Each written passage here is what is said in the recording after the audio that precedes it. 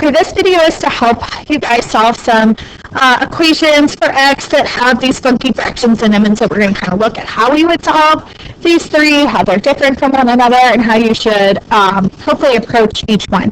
All three of these types of questions are fair game on your unit test, or excuse me, your quiz on Friday. So this one, I have this fraction. I have this 2/3 here. Now if I were to distribute 2/3 to this 5, that is not going to be, it's not going to be a whole number. In fact, that would be a repeating decimal, so I'm going to not get an exact answer if I do that. So we've talked about in class how fractions are our friend, but if we had the chance to vote them off the island, we would. So let's vote this guy off the island. Let's get rid of this 2/3. So to undo this multiplying by 2/3, if I multiply by the reciprocal, I can get rid of it. So I'm going to multiply both sides by 3/2. So when I multiply both sides by 3/2, the 3 cancel with 3, the 2's cancel with the 2's.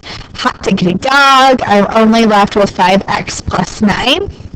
And that's equal to, let's see, I have 10 over 1 times 3 over 2. That would be, what, 30 over 2, which is 15. And then from there, this becomes a two-step problem. I just draw my balance line and I solve. So I would subtract 9 from both sides. So I have 5x is equal to 6. I divide both sides by 5. And truly, I can leave my answer as 6 over 5, but as a fraction, I guess that would be 1.2. So that's how I would do that problem.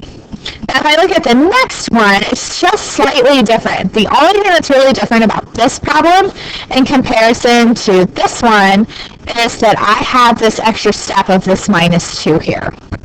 And so when I want to go ahead and get rid of the fraction of 1/4, I have to make sure that I get rid of this minus 2 first.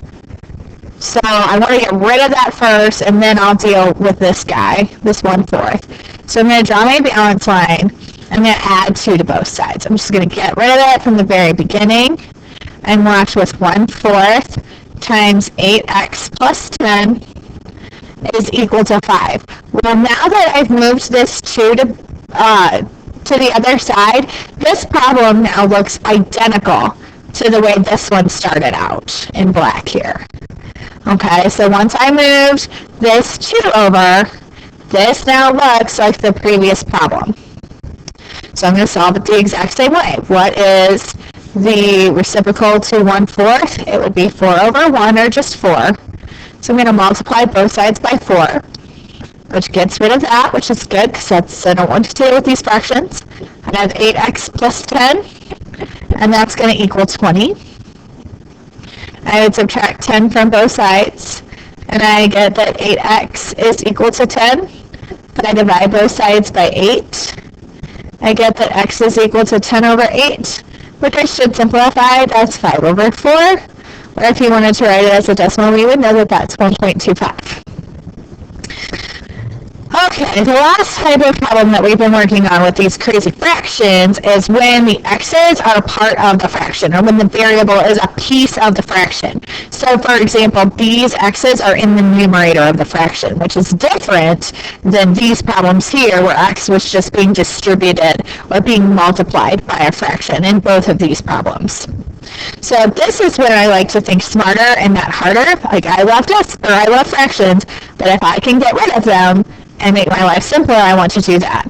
So I want to multiply by the lowest common multiple, the LCM, okay, which is the same thing as the common denominator.